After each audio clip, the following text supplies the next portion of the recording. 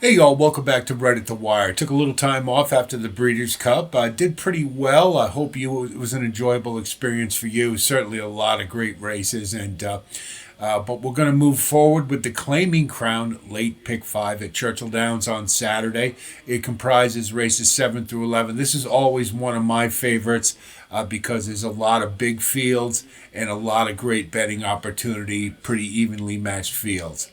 So we'll take a look at Lake One, and they're all, rather than make them stakes races, I guess they have to make them starter allowances. So this is one for 12,500. It's running a mile, which of course at Churchill Downs we know is one turn for 3-year-olds and up, fillies and mares. Looking at this field, this is I'd say it's a pretty evenly matched field. And I think in a lot of these races, usually class is what makes the difference because you've got a lot of horses shipping in from a lot of different circuits, and it's really going to come down to who can run with who. And some of them are going to maybe on paper look pretty good, but they really haven't met this type of stiff competition before. So we always want to keep that in mind, and I think this race is no exception. You'll see we have 3 early runners, and I think they're led by Jubilant Joni. I think she owns a class edge over the other speeds by virtue of running at better tracks and better races. I think cutting back to one turn should suit her just fine, as she's had success sprinting, and she's shown two-turn ability as well. It's going to be a tall order, certainly, to take them all the way here, but if you note, all the other speed is to the outside. So usually about, like 3 or 4 path is a good place to be at Churchill. And so I think she's going to be able to control things from there. Probably going to get a fair amount of pressure. And really that's to me the biggest stumbling block to Jubilant Joni here. But I think certainly can factor in this race. And, with a break, could get him, take him all the way.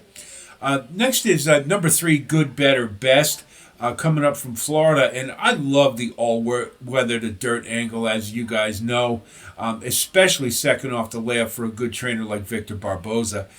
She ran big in her last time on dirt at a one-turn mile, and she looks poised to move forward. I think this is a 3-year-old that's looking pretty good right now.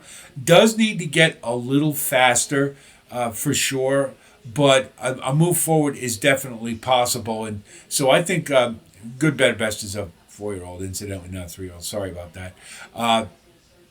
So I think that there's a good possibility that Good, Better, Best can be pretty strong in here. Kiss Me Hardy is another one who's had, I think is a pretty good class fit coming in second off the bench.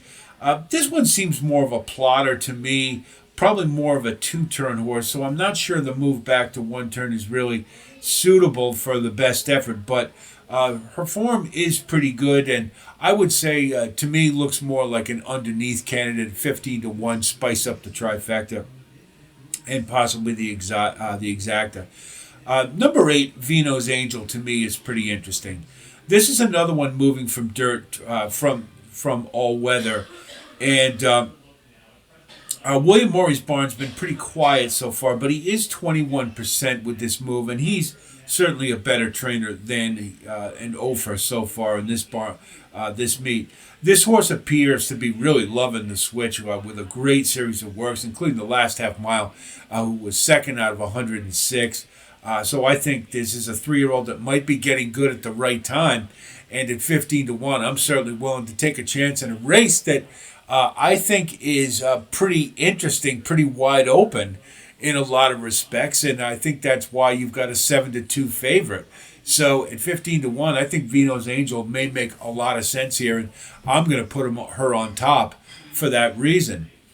Savannah Marie, number 4, is a late runner, and certainly when you have these 3 horses who committed to the lead, there's likely to be a fair amount of pace, especially when you look at more of the early runners like Mizogu or Proto Magic, maybe even ambitiously placed. So I think things could set up. What kind of bothers me, though, is that she had that scenario of a good pace in the Chenery 3 back at 1 turn, and she really couldn't capitalize on it. This one looks to me a little better suited to 2 turns.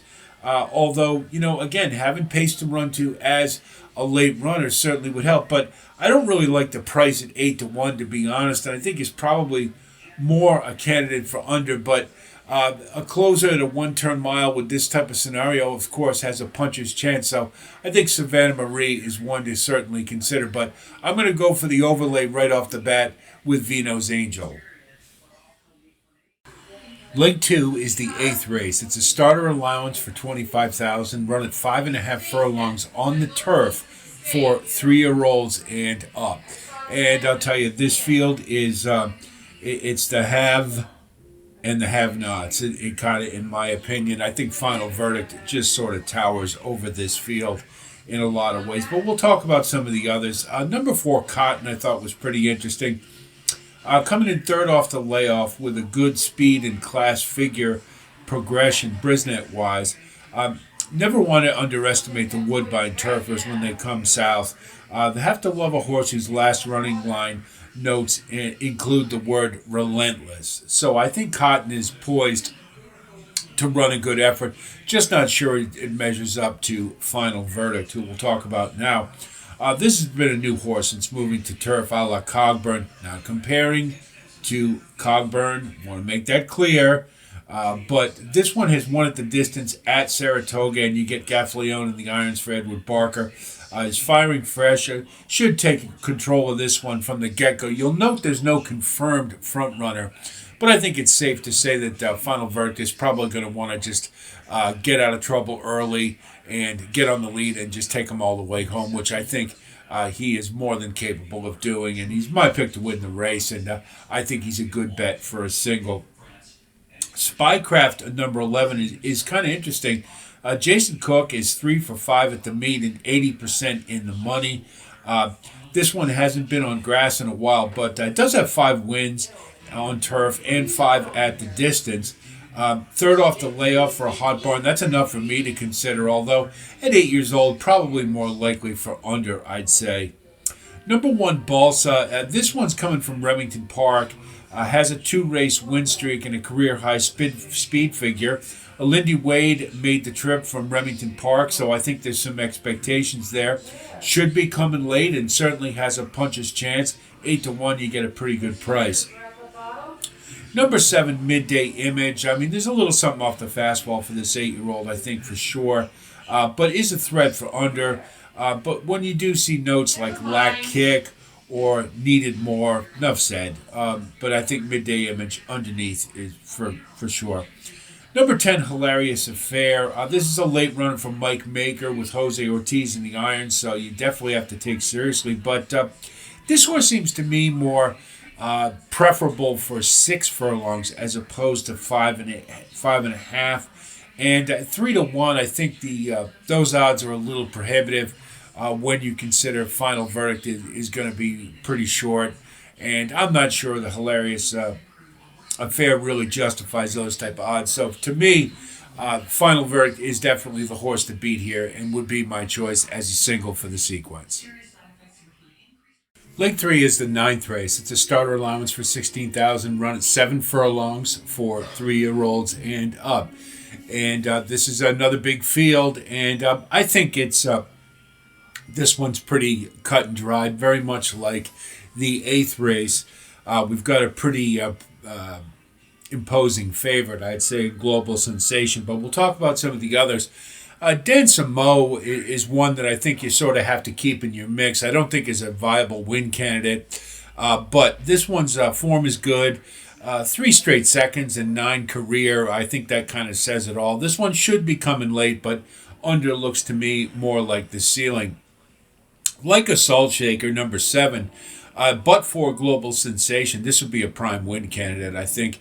Comes off a nice allowance win and is 4 for 7 in the money at Churchill Downs. So I think this one's definitely a must-use. 7 furlongs I don't think is going to be a problem. The favorite, number 8, Global Sensation, I think is deserving as such. Is winner of 4 of the last 5 and had a really tough beat in the last one at Keeneland.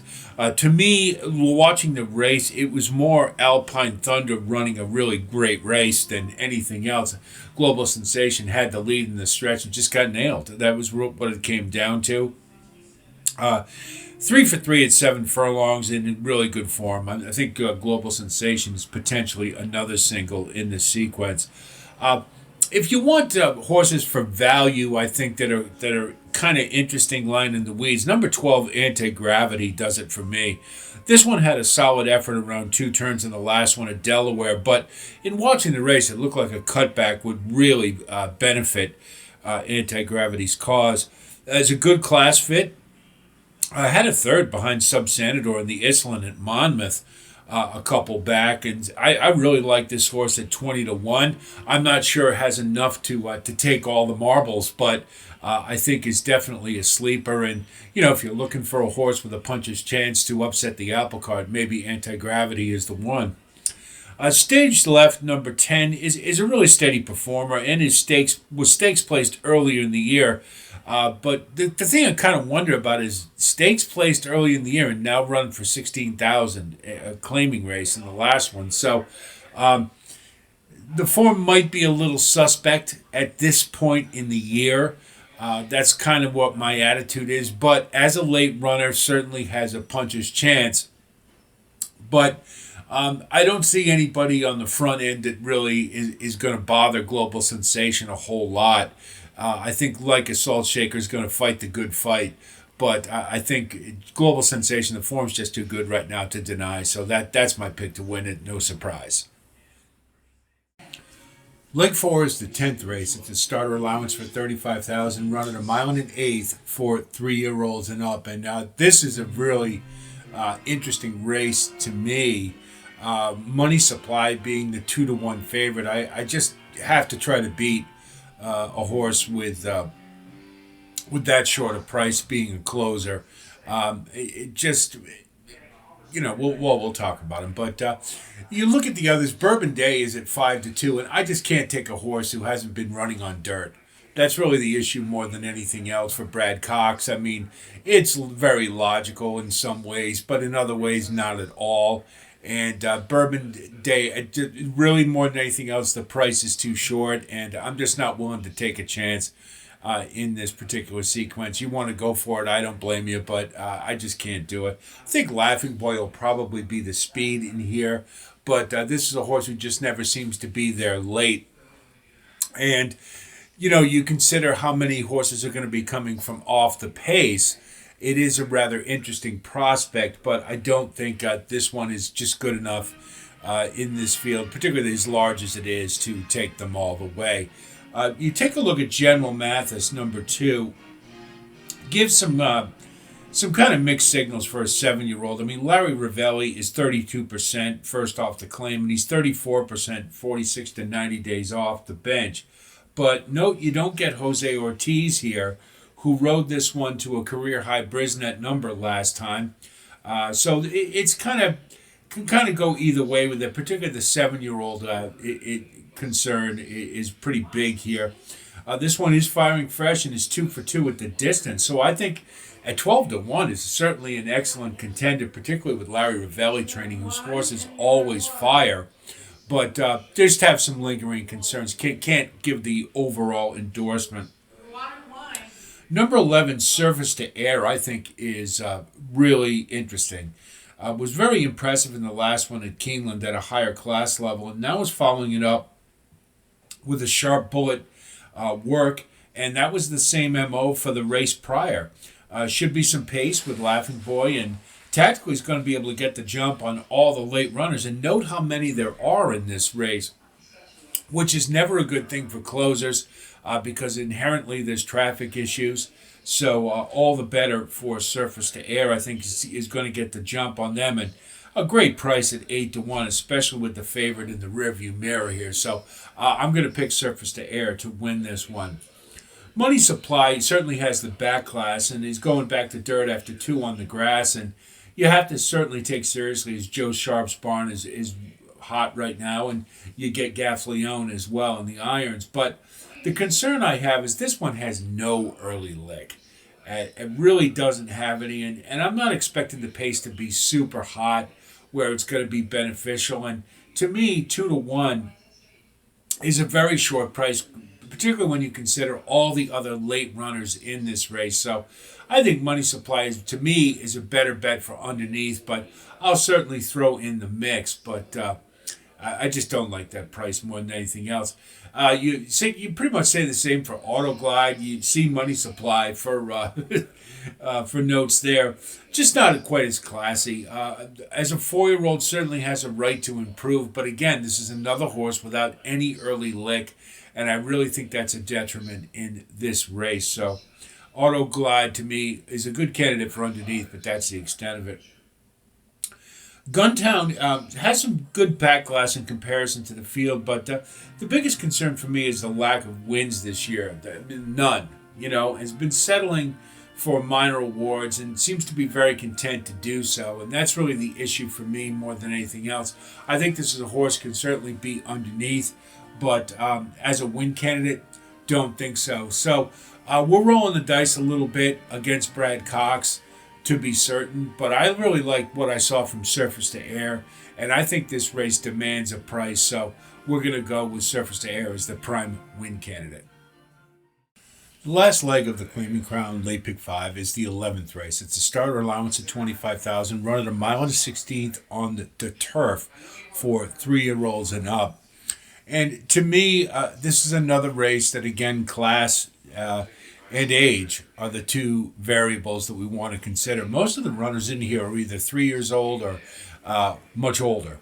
And that kind of, to me, is I'll always lean to the 3-year-old because it's potential to get better. Sugoi number 8, I think, is the favorite and a deserving one.